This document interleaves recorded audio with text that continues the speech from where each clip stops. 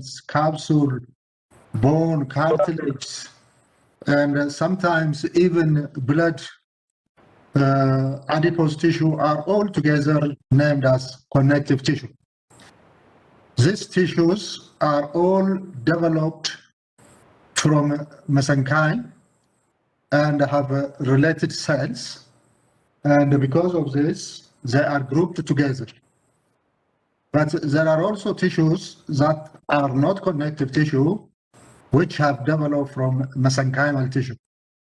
But in here, in those we are going to see today as connective tissue, they are all developed from mesenchymal tissue, but that does not mean that there is no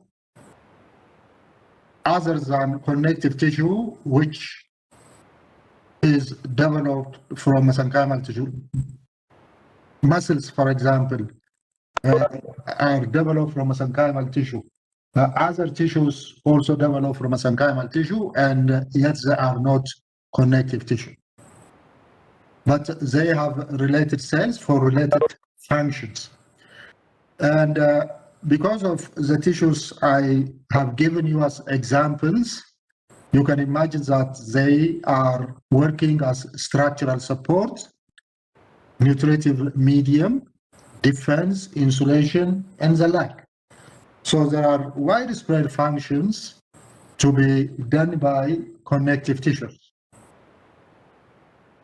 This connective tissue, compared with tissues such as, for example, epithelial tissue, the connective tissue has a small amount of cells, but large amount of extracellular matrix. You know, tissues are made by cells and non-cellular extracellular matrix. You may remember in case of epithelial tissue, cells are very much crowded. We have seen this last time. But when it comes to connective tissue, cells are spread. They are small in amount. In this volume, for example, you can count only 4 cells, whereas the bulk is made by non-cellular extracellular matrix. So in connective tissue, the bulk is made by the extracellular matrix or extracellular molecules. And because of this, let's first look at this matrix, and then I will show you the cells. Mind you, in epithelial tissue, again, the cells, though crowded, with regard to their diversity, they are not as diverse as we have them in connective tissue. In epithelial tissue, cells are more identical, whereas in connective tissue, cells are heterogeneous. Like, for example, in this example, although there are only 4 types of cells, these cells are all different types. You can imagine by their shape, and they are also labeled. So in connective tissue, cells are heterogeneous, not identical or similar, as is the case in epithelial tissue. So let's begin now with the bulk of the connective tissue, which is made by extracellular matrix. The matrix could be divided into 2. One group are fibrous type of proteins, which are coming in 3 varieties. One are collagen, and others are reticular. The third type are elastic fibers. In addition to this fibrous type of proteins, the large volume is rather occupied by an amorphous ground substance. So extracellular matrix is divided into fibers and amorphous ground substance. This matrix is very much important for connective tissue because it governs, regulates the development, migration, proliferation, shape, and functions of the cells of the connective tissue. So the matrix is very much important. So let's now look at this matrix one by one. Let's begin with the fibers. As is listed, I would begin for you first the collagen, and then take you to reticular fibers, and then finally we see elastic fibers. Then I will show you the ground substance. Collagen is present in all connective tissue. Mind you, all these fibers are proteins. They are largely proteins. And again, I'm saying the first fiber, which is collagen, is present in all connective tissue. Again, connective tissue is very much widespread, and it is distributed in different parts of our body. So because of this, collagen makes up to 1/3 of the protein of our body. So you see, collagen is making the most abundant protein of our body. Because of its nature, this collagen offers very high tensile strength with little elasticity to the tissue. The connective tissue is functioning for structural support, and for support, we need to have that tissue able to withstand tension. And that is because of the collagen present in such connective tissue.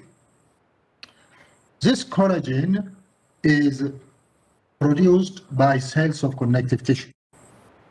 In large majorities of connective tissue, we have one special type of cells named as fibroblasts. These fibroblasts produce this collagen initially in the rough endoplasmic reticulum and Golgi apparatus as pro-collagen alpha chains.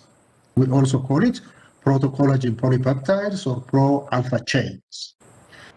This alpha chain has a large amount of glycine. For example, you know, being a protein, it has to be produced as polypeptide from amino acid. Out of the amino acids needed, glycine and proline are very much in their concentration. Mainly, glycine is most abundant, making every third of amino acid. Like, for example, as is represented here, you can see here you have glycine, and then two other amino acid, and then the third one is glycine. And again, third one is glycine, except as the ends. But in addition, as I told you, in addition to large amount of glycine, we have proline, hydroxyproline, hydroxylysines are also most common. And these are added with glucose and galactose, and then this would be wrapped together to give us a next level. Before they are released out of the cell, the pro-collagen alpha chains are coiled in a triple helical manner to give us a next molecule named as pro-collagen molecules. So you see, this is a single strand of a fiber, polypeptide, but it has to be coiled as a triple in a helical type of manner within the cell to give us what are named as pro-collagen molecules. And these pro-collagen molecules are what would be secreted out. We are speaking about matrix that is found outside the cell. So pro-collagen molecules would be released out of the cells and then further get modified. This fibroblast and related cells again would modify it. Like, for example, they trim it. The ends are trimmed to give us a tropocollagen molecule, or this is what is making the collagen molecule outside the cell. These collagen molecules would again be associated with each other to give us different levels of collagen, because collagens are found in all connective tissue.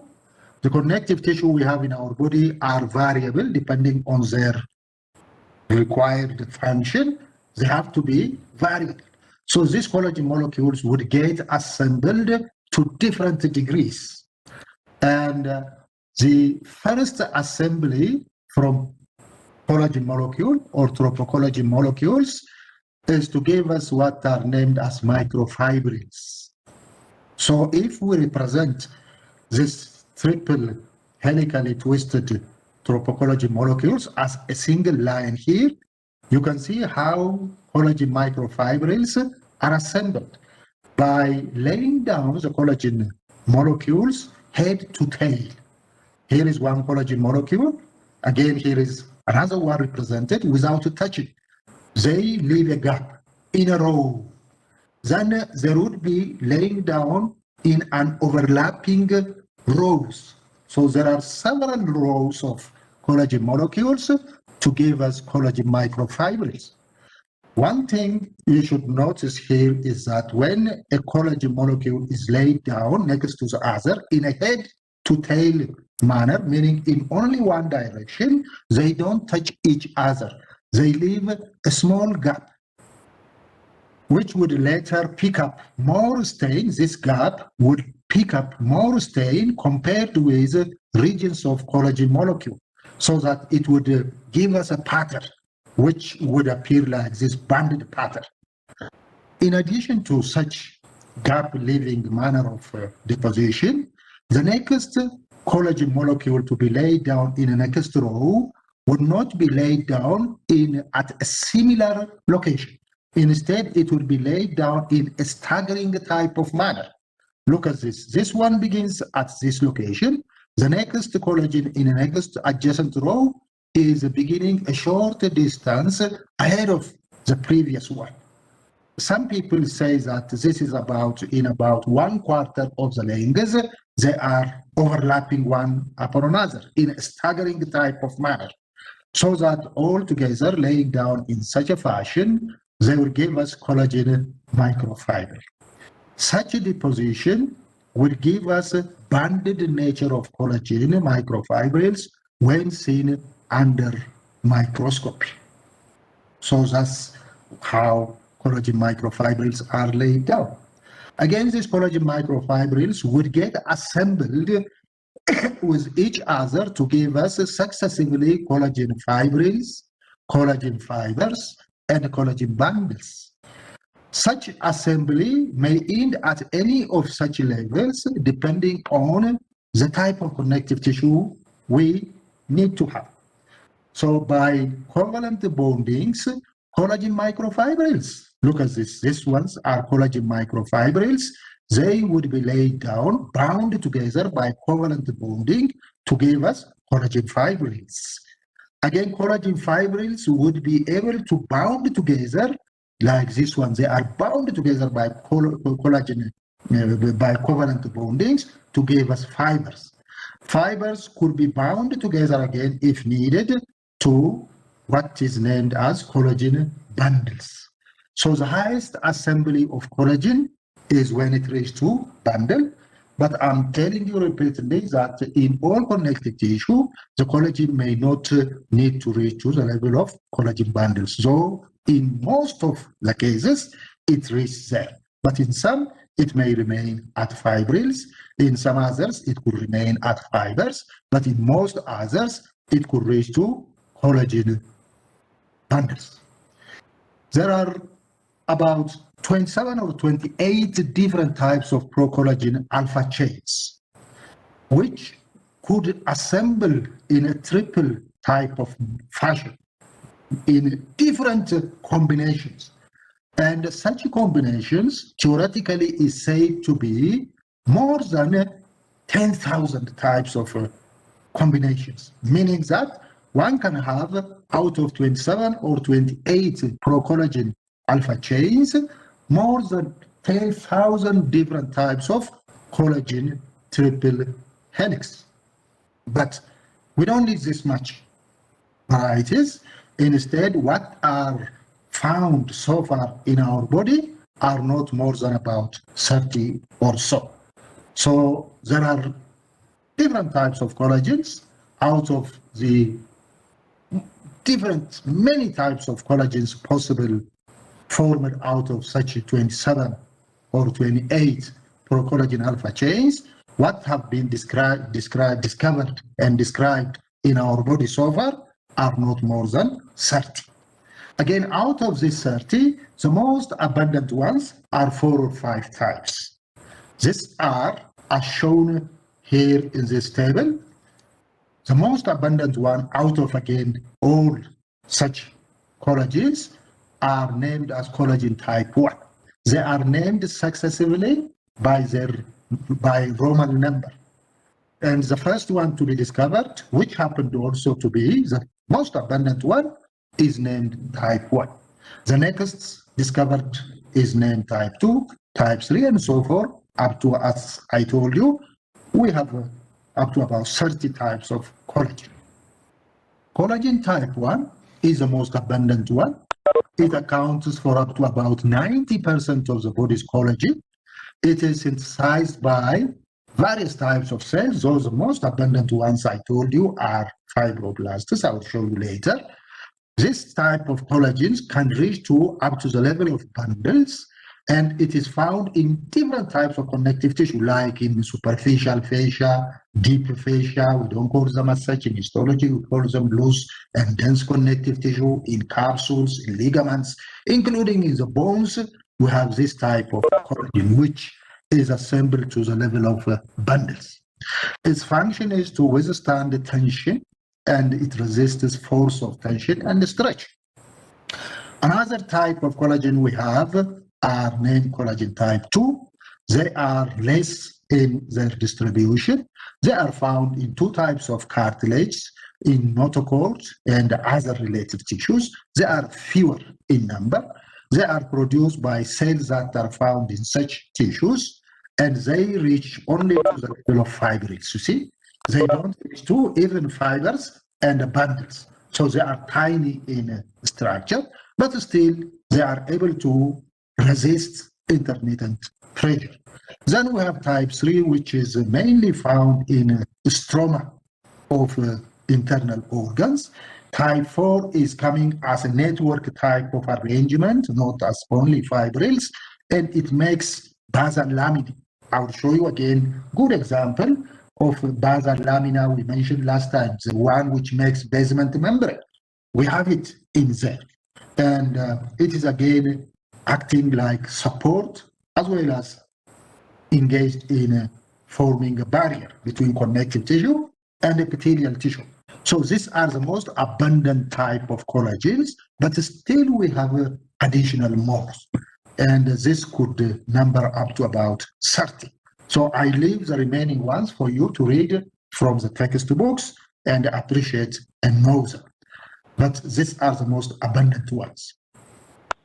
These collagens, as I told you, are working to withstand the tension, and they have to have high force of tension. It's said that the collagen molecules are more stronger than steel. You know, the strongest metal, strong, it's not the strongest, but the strong metal we have is steel. And these collagens are said to be more stronger than the steel. So these collagens are very much strong. They are those which are making the structural support of our tissue to withstand tension because of their strength. Then I was trying to get you another slide, but I'm afraid it's now saved. Okay, but sometimes it gets stuck. This collagen is therefore very much important, but sometimes the collagen synthesis may not be as is normally required. Another important thing to know about collagen is that it has high turnover, meaning its lifespan is very short.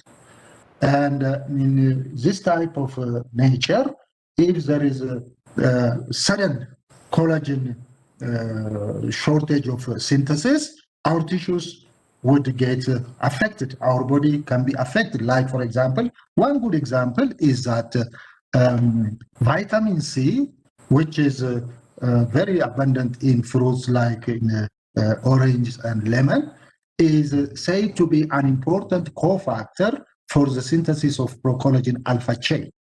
So in deficiency of vitamin C, you know, when you are brushing, for example, your teeth, the gums would bleed. This is because in this gum, we have connective tissue that is protecting our gum. The gum also has blood vessels. It also has nerves. So in the absence of collagen synthesis, the blood vessels could easily be damaged. And that's the reason, for example, you see bleeding or damaged gap. Very in short period of time of absence of vitamin C. There is also another condition I can tell you, for example, there is an abnormality named as osteogenesis imperfecta. This is because of, again, deficiency in procollagen synthesis or of the normal type. This is because of mutation in the gene, which is otherwise produce the correct type of procollagen alpha chains. But if that is disrupted because of mutation, the bone would suffer. So in the bone, I told you, collagen is needed. Bone is made by matrix which has organic and inorganic. The organic matrix is largely made by collagen. So if bone is not with the required amount of collagen, it will be damaged easily. Systemic sclerosis, fibrosis, is just a deposition of high amount of scar tissues. Collagen is also important for formation of a scar. Scar has large amount of collagen. But if it is deposited in excess, you can have your tissue is not well organized. The parenchyma may not be well organized because the connective tissue fibers are more in amount now. So this type of abnormalities are a few examples which may be associated with collagen biosynthesis. You can think that we can have plenty of such anomalies, which signifies the importance of collagen in our body. Then we have another types of fibers. The next type of fibers I'm going to tell you is named as reticular fibers. Reticular fibers are again protein fibers.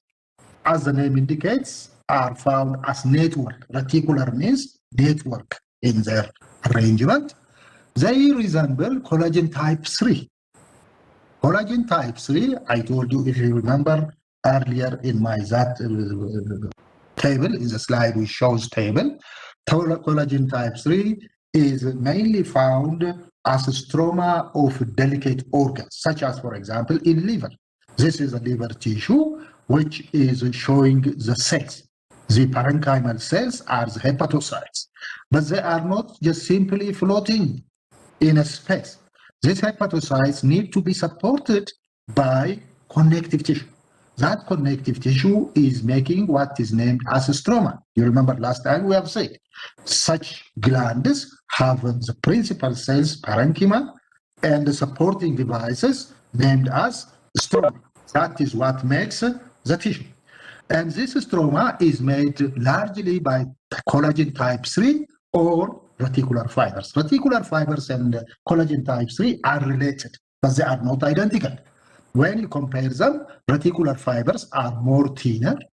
Biochemically, they are also more glycosylated, and they are forming delicate type of network. They have, for example, 6 to 12% of hexose, in contrast to what we have in type 3, only 1% of hexose. Otherwise, both are functionally related, structurally also related, which are making this type of network type of arrangement. This network type of arrangement is, for example, showing the background connective tissue fibers, which are supporting the parenchyma in tissues such as liver, in the lymph node, in bone marrow, in delicate organs we have in our body. The parenchyma needs to be supported by such a connective tissue. It is same as, for example, while you are now comfortably sitting and watching or following this lecture, you are sitting on a stool or chairs. The chair is placed on the floor and things like that.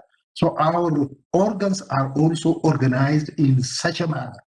The principal cells, consider them like yourself, like humans, but humans cannot do anything unless they are supported by additional non-human structures. So in our organs also, we have cells and non-cellular structures which are supporting. Such supporting devices are collectively named stroma. So when we come to our reticular fibers, which are made by delicate, like like this one here. If you follow this pointer, you can see here reticular fibers are delicate, branching, wavy type of structures, which are making a network, and they are supporting mainly delicate organs. But we also have them in non-delicate organs as well. But in those delicate organs, they are the principal supporting devices making the stroma. That's what I want to communicate to you. Then finally, we have the third type of fibrous proteins in connective tissue matrix, and these are elastic fibers. As the name indicates, these are for elasticity. They are totally opposite to the collagen. Collagens have a little elasticity, I told you. In our tissue, collagens are found mixed with elastic fibers, which elastic fibers are able to stretch, but the collagen fibers are not able to be stretched. Because of this, collagen fibers are found as a wave. If I show you one slide here, look at this, how collagens are found. These the thick ones are collagen. Look at how they are found. They are not straight. They are deposited in a wavy-like manner. When stretch is exerted to such tissues, the collagens would only offer to the degree that they would become only straight, because they are originally running in a wavy type of manner. So what they could do would be just simply to get straightened, just like your arm could be flexed, but it can only be stretched by having the limit of extension. So here also the collagens are only able to be straightened, normal, but collagens are able to be stretched. They are said to be stretched about 5 times more than the ordinary rubber bands, which are the synthetic rubber bands, are highly elastic. When you compare elastic molecule with same diameter rubber band, the elastic fibers you have in your body are able to be stretched to about 150% of their size, and this is said to be about 5 times more elastic than rubber bands, whereas collagens are more stronger than steel. So that's what we have for elastic fibers. These elastic fibers are also secreted by connective tissue cells, same as collagen, same as reticular fibers. When elastic fibers are to be produced as extracellular matrix component, they would be produced as 2 components. One are tiny fibrils named as microfibrils, here indicated by the arrows, which would be deposited and embedded around an amorphous elastin. These 2 are separately produced and be deposited outside. The microfibril proteins and the proelastins are to be released out, and this proelastin here represented by the dark outline, the fibrous type are the microfibrillar proteins. Gradually, they would be linked together by having the proelastin molecules polymerize, get spread, make embedding medium, increase in its diameter, and totally embed the fibrils to give us what is named as elastic fibers. During such a synthesis, there are 3 stages through which elastic fibers need to pass. The first one is named as oxytolin. It is made only by fibrils, called microfibril proteins. Then when it is added with small amount of proelastin, which is increasing, which is expanding, we call it elaunin. And finally, it reaches to its maximum stage of organization, giving us what is named as elastic fibers. In most tissues, elastic fibers are found as such, well organized, but in few tissues, you can have oxytolin and elaunin, and very negligible types of tissues. Otherwise, it gets assembled, polymerized, and be found as elastic fibers, which is running as a straight, thin, branching, anastomosing type of fibers. Here represented by such lines. This dark, thinner, and straight branching and anastomosing type of fibers are representing the elastic fibers we have, which are found in most of the connective tissue, running in different direction in all the possible planes. But when they are needed, they could be deposited only in one direction. When they are deposited, laid down in one direction, they could form sheet. They could form membrane-like substance named as lamellae. You know, lamellae, laminae are just layers. So you can have elastic tissue making layers. In such tissues such as blood vessels, you find them very frequently found as layers, thin layers named as elastic lamellae. And this is how it is found. When it is relaxed, looks like this. When it is stretched, it looks like this. It's all about it is bonding. The bonding and occurrence of the amino acids are what would cause such stretching and then recoiling back to its original state. And mainly it is a random distribution of one amino acid named as glycine, which would make it hydrophobic, and it offers the nature of its elasticity. So in tissues, we have such fibers as well.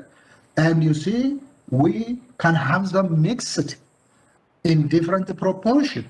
Depending on the need, one type of fibers may exceed or be found as more than the other, so that that specific tissue is more elastic or is more suited to make a stroma or is more suited to offer tensile strength.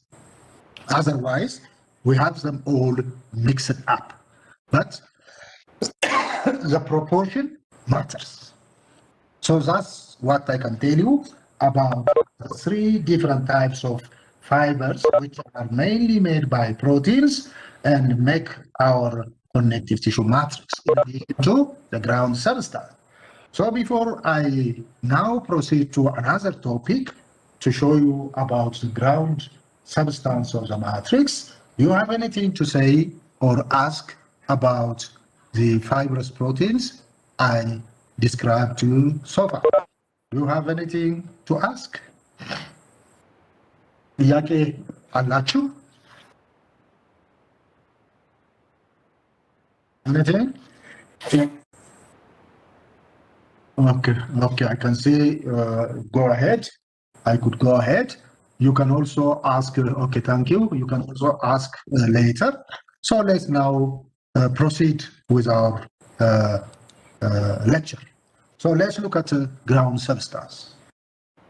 Ground substance is making more bulk of the connective tissue in general, but there could also be cases where ground substance is relatively less than the fibers. We are going to see all this. The proportion matters, but in more connective tissues, such as loose connective tissues, good example of loose connective tissue is the superficial fascia. You have seen in gross anatomy, we have the ground substance is more abundant. This ground substance is made by a viscous hydrated network of long and extended chains of polysaccharides. It is more of made by carbohydrate, but is linked with protein coats. So it is a complex of polysaccharides with relatively small amount of protein. And there are different types of such protein carbohydrate complexes. And the first one is named as glycosaminoglycans, GAGs, GAG, GAG. We abbreviate it as and say it as GAGs. Then when it gets assembled with protein, when it is complex,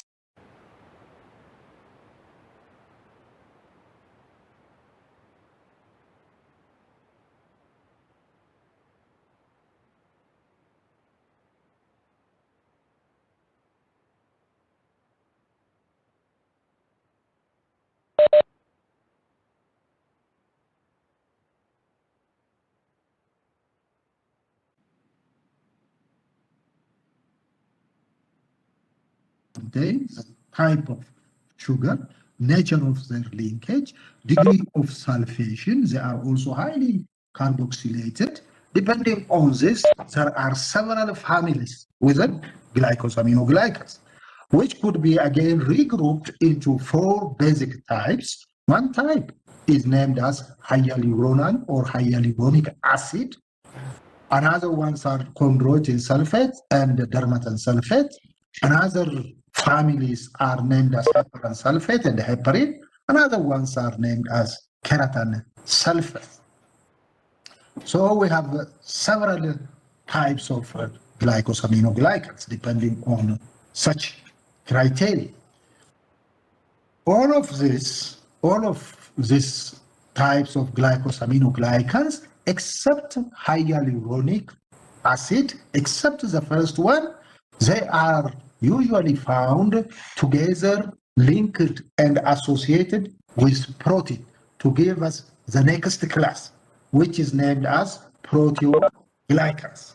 So proteoglycans are formed by association of any or combinations of all this except hyaluronic acid with a protein core, like a bottle brush.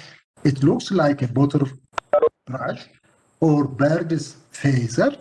Here, look at this yellow brownish type of outline is representing a protein. An extended protein core is there, which is linked, which is complexed by several glycosaminoglycans. All of this, except hyaluronic acid, all of this, chondroitin sulfate, heparan sulfate, keratan sulfate, identical or different combinations of this, ranging in number from 1 to up to about 200 similar or different types of GAGs, except hyaluronic acids, could associate with protein core to give us different types of proteoglycans. Look at this. This proteoglycan is made by one protein core, and count this line like these dark lines are representing the glycosaminoglycans. These glycosaminoglycans could be one of similar type or different combinations, which could number up to about 200, are giving us what is named as proteoglycans. These proteoglycans are therefore diverse in their identity. There are different types. Some of them are connected to cell, some are forming the bulk of the extracellular matrix, and there are also different types within each one of these. So we have proteoglycans made in such a fashion. Not only this, for making ground substance, several proteoglycans are going to be associated together. So look at this. This is one proteoglycan, could be represented by this one, because this is a proteoglycan, is associated with another proteoglycan of same or different, with the help of this time, with the help of hyaluronic acid. I told you earlier, all of the glycosaminoglycans are participating in formation of one proteoglycan. But when it comes to hyaluronic acid, which is the longest glycosaminoglycan, is associating one proteoglycan with another to give us what is named as proteoglycan aggregates. So you see, among collagen fibers, it could be also among elastic and reticular fibers, you have this type of substances which are making the ground substance. These are proteoglycan aggregates. These proteoglycan aggregates are made by hyaluronic acid linking one proteoglycans with another proteoglycans. So that's how we have the proteoglycans in our connective tissue, mainly making aggregates.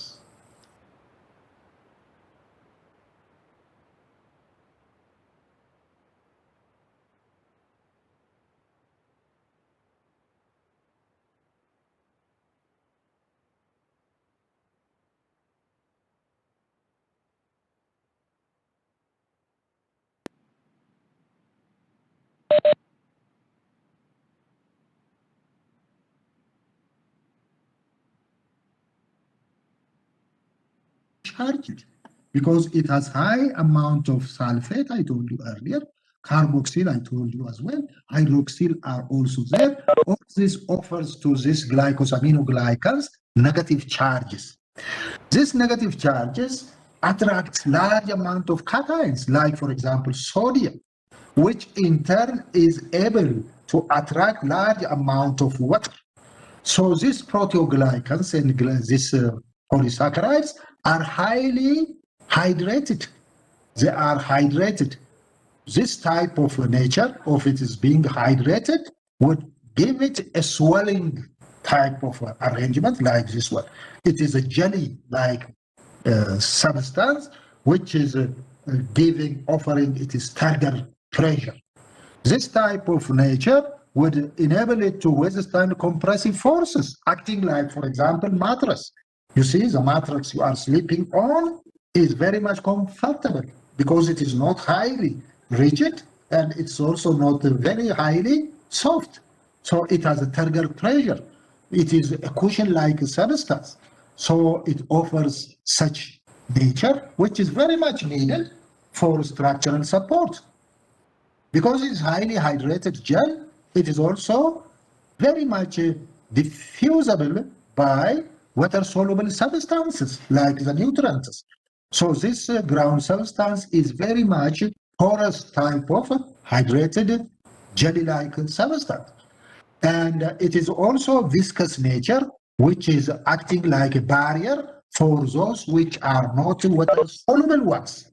For microorganisms, for example, for viruses, funguses, and others, these are not able to cross it because it is jelly type of substance unless they evade it by digesting it. So what microorganisms are doing is that they release their own enzyme and mechanism to destroy this substance and are able to migrate. Otherwise, they are not able to do so. And otherwise, they need to have their receptors. Cells are able to migrate because they are able to have association and dissociation with this ground substance itself. So such a nature of the proteoglycans, mainly because of the polysaccharides, would make the ground substance, would make the proteoglycans act like mechanical support, facilitates rapid diffusion of water-soluble molecules. Like, for example, we have said last time, this connective tissue is responsible for supporting the overlying epithelial tissue. We say the epithelial tissue needs to be supported, not only for physical, but also we say metabolically, because epithelial tissue is devoid of blood vessels. So it relies on the underlying connective tissue for its metabolic support. So that's why, for example, we have mentioned last week, the epithelial tissue is coming over the connective tissue. That's the reason. This also facilitates, facilitates migration of cells.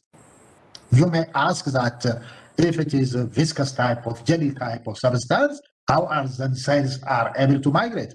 I mentioned earlier, they have their own mechanism. There are receptors which would facilitate this. We will see a little bit of this very soon. And again, there is a component of this ground substance, glycoproteins, which also make this more efficient. They are also acting like barriers for microorganisms. So that's why connective tissue is able to be engaged in such important functions because of its makeup. The third family of the ground substance next to glycosaminoglycans, next to proteoglycans, are listed as glycoproteins. Glycoproteins are made mainly from a protein core, and the carbohydrate here, this time, is represented by short monosaccharides, branched type of monosaccharides. These are totally opposite of proteoglycans. You see, glycoproteins and proteoglycans are all complexes of carbohydrate and protein. In case of proteoglycans, the carbohydrates are the most abundant. In case of glycoproteins, the proteins are relatively the more abundant ones. And the carbohydrates are short monosaccharides branching. And they are making the part of ground substance which is rather more engaged in communicating, interacting one component with another. Like, for example, they are connecting cells to the matrix. They are connecting one component of matrix with another. They are like linkers, like the nails. You know, nails we are hammering on the wall or hammering in one part of furniture to connect it with another. So they are just linkers. They are connecting one thing with another thing of the tissue. There are two examples which would make this more clear. Such examples, widespread ones, are named as fibronectins and laminins. Let's look at them, what they look like. Fibronectin is made by two units. It is a dimer. Each one has receptors, you see, receptors for cells such as fibroblasts, for collagens, for glycosaminoglycans, and the proteoglycans, here represented by color codings. You see, this type of coding, this one, is to link or has a receptor for collagen. It is a collagen binding site. The green ones are receptor for cells, and the red ones are receptors for heparin.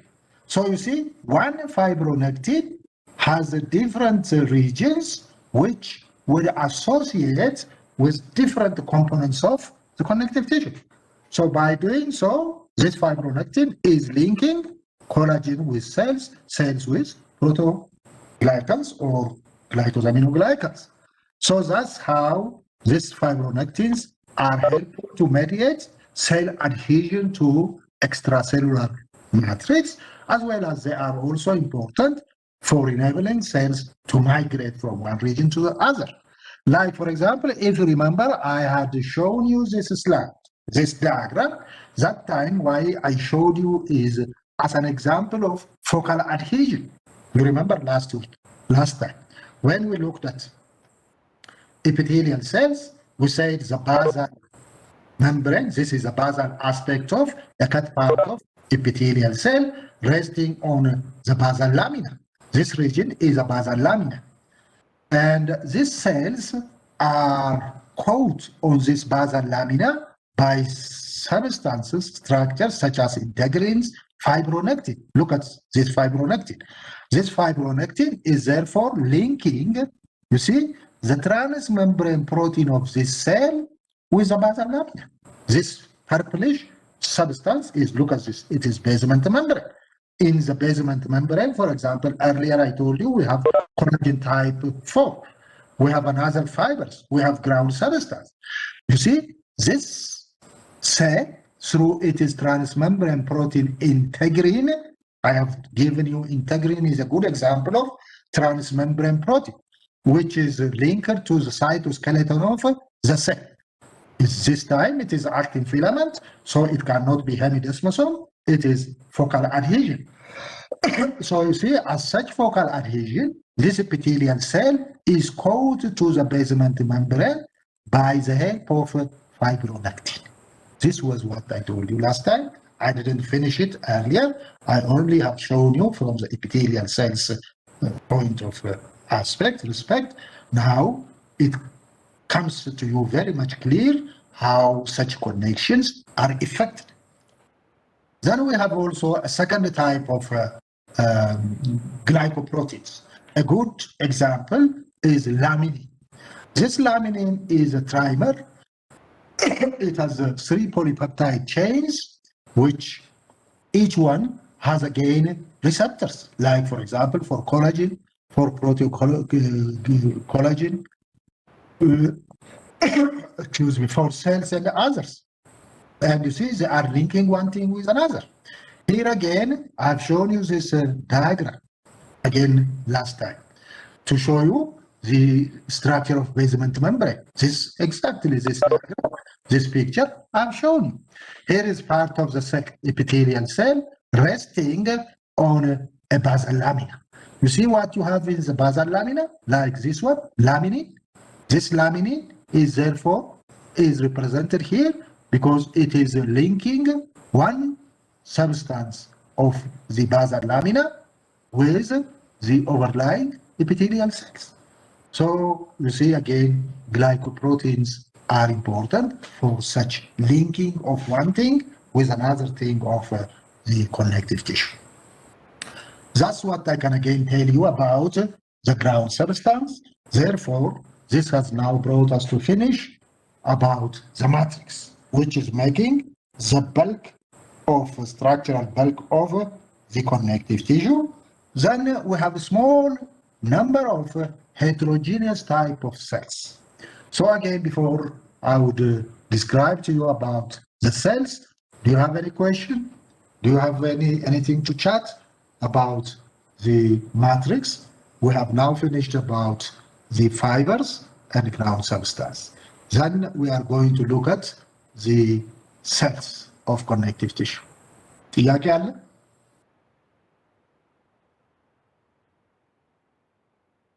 Anything? Okay, I can see, I can proceed. Somebody says proceed. Okay, I'll proceed. Okay, let's look at the connective tissue cells. This is a photograph of a connective tissue.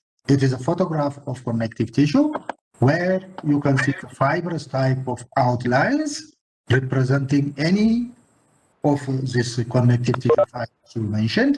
The grayish background is representing the ground substance. Big structures such as this one, which has in it the erythrocytes, red blood cells, is a blood capillary. So you see here is a capillary, rest are fibers and ground substance, but look at such dispersed outlines. These are all cells. And look at what they look like. They are not identical. There are two things you can notice here. One thing, they are not crowded. They are sparse. They are dispersed. Second thing is that they have different outlines, meaning they are different types, meaning they are heterogeneous. So that's what the cells of connective tissue. When we look at the maximum possible types of connective tissue cells, we have such different types of connective tissue cells. But that does not mean that we need to expect all these type of cells in each of the different types of connective tissue. That's not the case. In one type of connective tissue, you may find them, but in others, one type may be more predominant, whereas the others may even be absent. But in order to look at what are all types of connective tissue cells, whether they are present or not, we can list them as follows, as indicated here. And further, we may even divide them into two categories by having them identified as those which are fixed, resident, which are stationary, which are cells of that particular connective tissue, and the remaining ones are those which are wandering, which are coming and going. Mind you, like for example, blood is another type of connective tissue. Some people would take it because of its peculiar nature, but when we look at it, what makes it related with connective tissue is one, it is cells. Cells of blood could be divided into two. One type are the red blood cells, which are transporting the gas. These are the true cells of the blood. Whereas the next type are the white blood cells. These white blood cells are using blood only for transportation. They are not cells of the blood. They are not to work their function, to offer their function in the blood. Instead, they are coming out to be found in connective tissue and lymphoid tissue. So they are found in the blood only being transported in connective tissue to work, carry on their function in connective tissue, or even migrate to lymphoid tissue of their arm. So you see, cells of connective tissue include the white blood cells, which are migratory. This is how we divide them. Let's now look at each one of these, at least by one slide each. But you have to enrich. As I've been telling you repeatedly, I'm giving the lecture. I'm lecturing. So in such a lecture, I'm just only emphasizing the basic things, which would give you the foundation for you to enrich it. Most are, of course, covered, but the details ones need to be added by your reading. Such cells, the fixed ones, one include mesenchymal cell. Mesenchymal cell are cells of mesenchymal tissue. I have mentioned mesenchymal tissue as the stem, as the tissue which is giving rise to all types of connective tissue and other related tissues as well, including blood tissue at all. So the cells of such embryonic connective tissue are mesenchymal cells. Mesenchymal cells are therefore embryonic stem cells, which are able to be converted in all these types of cells. These all types of cells are derivatives of mesenchymal cells. Mesenchymal cells are stellate in shape. You see, this stellate would be repeatedly mentioned for several cells. When you hear of a cell is stellate, it means that they are star-shaped. Stellate means star shape. They have processes. They look like this. They have process cytoplasmic extensions and processes. They have big nucleus, lightly stained, euchromatic. Nucleoli could be visible because they are stem cells, they are dividing cells, they are producing proteins, and such things would make it euchromatic mainly, and related things should be enriched. So that's what I can tell you about mesenchymal cells. They are stem cells. In later life, they can also be retained their identity as adventitial cells or adult stem cells. We have such cells, for example, for replacing damaged cells, replacing dying cells, and when needed, they can again divide, replace given tissues as stem cells. Then the second type of cells we have as fixed in connective tissue are fibroblasts and their related cells. Fibroblasts and the related cells. These related cells include the fibrocytes and myofibroblasts. They are related. Fibroblasts are again stellate cells. They look like this. They have processes. They are star-shaped. They are the predominant type of cells. They are in many of the connective tissue. They are responsible for the formation of the matrix, meaning they are those which are producing the connective tissue fibers we mentioned, and large amount of ground substance, and they are responsible for organization of the matrix. They are mitotically active. Again, they are dividing and actively taking care of the matrix. But when they are inactive, because of, for example, aging, maybe because of they are tired, or maybe the connective tissue is not requiring them to make the matrix, they would become spindle in shape. They retract their processes, they stop dividing, and become known as fibrocytes. You see, again, here you can notice two terms. One term is blast, fibroblast. Another one is cyte, fibrocyte. When you hear of a blast, think of the cell is active, young. When you hear of cyte, the cell is relatively aged and inactive. We have such a term, such type of cells at different tissues, like in cartilage, we have chondroblasts versus chondrocytes. In bone, you have osteoblast, osteocytes. In other places as well. So blasts are the young ones, fibroblasts are young, they can come to be fibrocytes. Fibrocytes can again reverse back to fibroblast. When they are resting, they are named as fibrocytes. When they can come back to their activities, they become bigger, they become stellate, they become divided, they become more active, they would be known as fibroblasts. So that's why we said these are related. Another related cells are contractile. When fibroblasts are contractile, for example, in case of wound healing, in case of highly migrating, this would be known as myofibroblasts. Myo is indicating the muscle. Myocytes are muscle cells. Myo is pertaining to muscle. Muscle cells are for contractility because they have large amount of actin and associated myosin, which are sliding in and out in relation to each other, making the cells get contract and relax. So when fibroblasts are also engaged in such activities, they will be named as myofibroblasts. But all of them are what? They are related. They are derivatives of fibroblasts. So the second type of fixed cells next to mesenchymal cells are therefore fibroblasts and their related cells. The third type of fixed cells are reticular cells.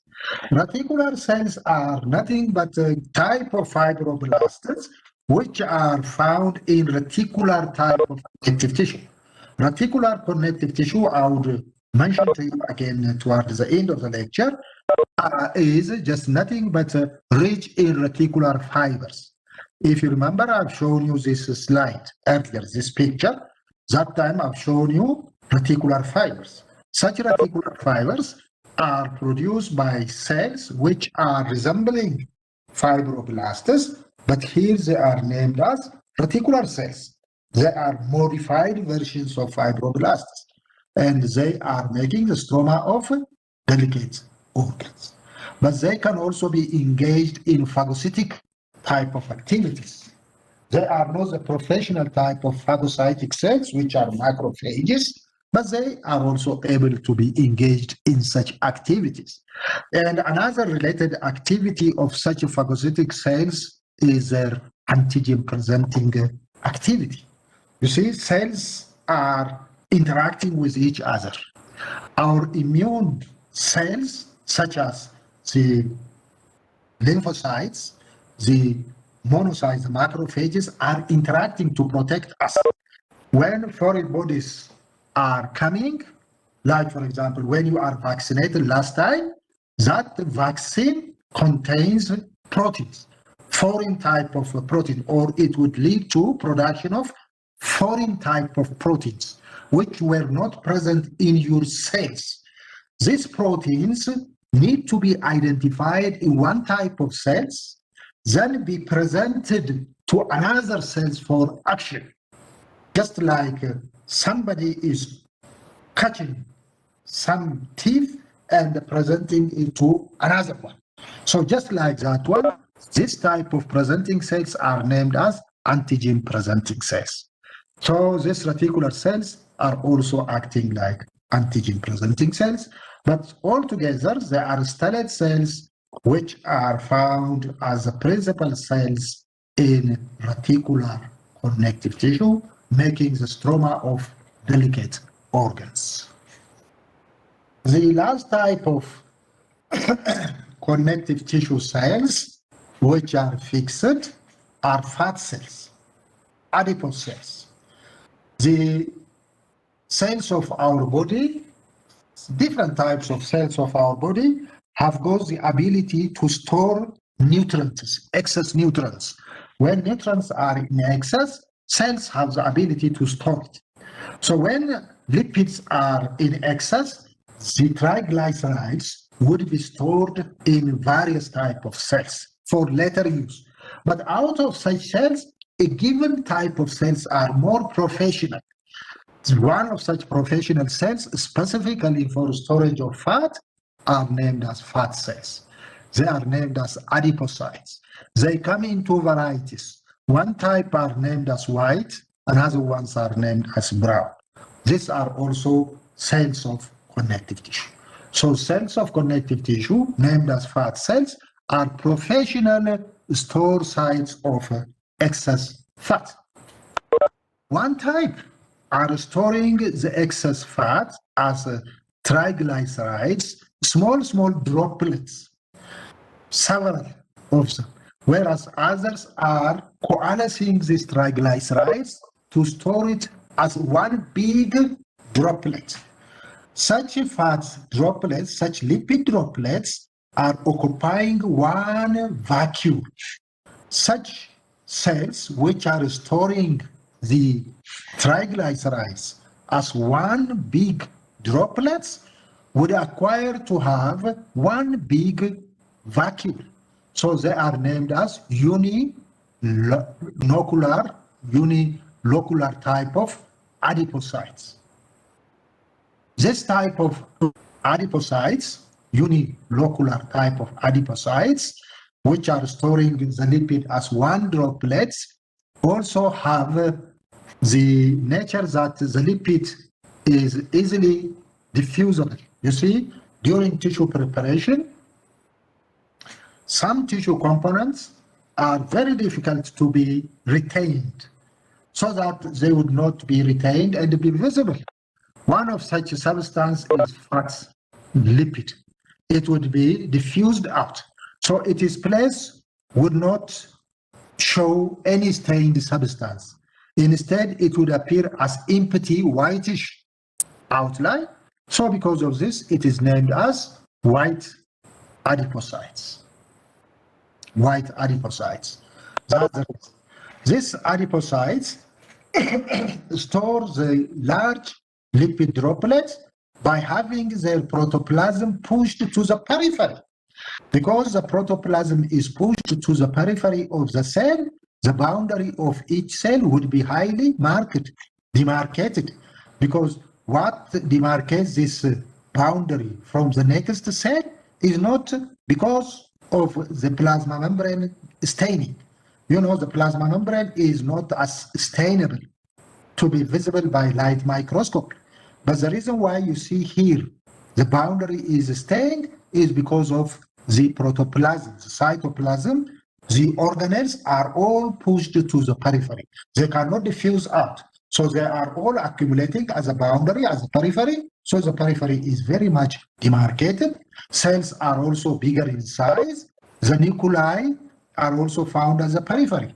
They are pushed to the periphery and they are flattened. They are flattened. They have flat, like this one, peripheral nucleus. Sometimes when the lipid is visible, is present, you can see it. And even sometimes the lipid may show large amount of additional substance, such as carotenoids as inclusion. Carotenoids are exogenously taken from the nutrients. We are taking yellowish in color, yellowish type of, reddish type of staining could be found within the cells, and that's why, for example, sometimes you can see flesh, meat rich in fatty tissue may also stain yellowish or whitish. It is because of white adipocytes. The second type of adipocytes may not need to store the lipid as one big droplet. Instead, they store it as separate droplets. The droplets are not coalesced together so that they will give us multilocular appearance. The fatty tissue would be dispersed throughout the cell, among the protoplasm, among the cytoplasm. The nucleus would also not be pushed to the periphery. The cells are also smaller in size. So because the protoplasm is dispersed throughout the cell, they would not make the boundary of the cell visible. Look at this. Here you cannot see the boundary of the cell clearly visible as is the case in the white adipose cells. So the cells are one smaller in size, the boundary of the cell is not visible, the droplets are dispersed, the nucleus is centrally or eccentrically round, and it is placed there. And the nature of these cells in spending the triglycerides for generating energy is also different, because the way they are spending it would also make them create heat. At the same time they produce energy, heat is also generated. And they also have large amount of mitochondria. In the mitochondria present here in this type of cells, which are present in large amount, we have one important enzyme, you know it from biochemistry. This enzyme is cytochrome enzyme, and it is with brownish in color. And because of large amount of brown colored cytochrome enzyme present in these cells, the cells would appear to you as brown, so that they are named as brown fat cells or adipocytes. When it comes as a tissue, because of the nature of the energy and heat they are producing, they also have a relatively large amount of blood capillaries. And they are found in tissues where the heat is also needed, especially not tissues, but in animals and state of the human, when the energy along with heat is needed, like for example in neonates. In neonates, the heat is very essential because the neonate is coming from warm, wet environment out to cool and dry environment, while the fetus is in the womb, in the uterus. The temperature was maintained to about 37 degrees centigrade. But when it is born, the outside room temperature is not 37, it is about 20. So that's why the neonate is crying and it is uncomfortable because it feels cool and dry environment. And it needs high amount of relatively warm environment. And for that, we have large amount of brown adipose tissue. In hibernating animals, for example, we need it. So that's the two types of adipose cells, which are professionally fat storing cells. Then I'm going to show you those wandering cells. But before that, I think we have to take about a few minutes break and come back for the lecture. But if you still have something to question, to ask, you can do so. Otherwise, the lecture would pause for about 15 minutes. Now it is 10.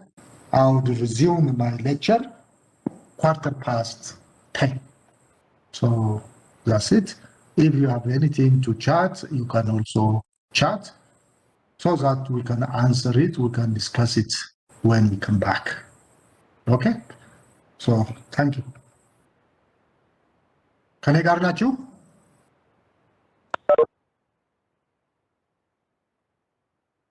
All right. Okay. I can see you. Thank you very much. Okay.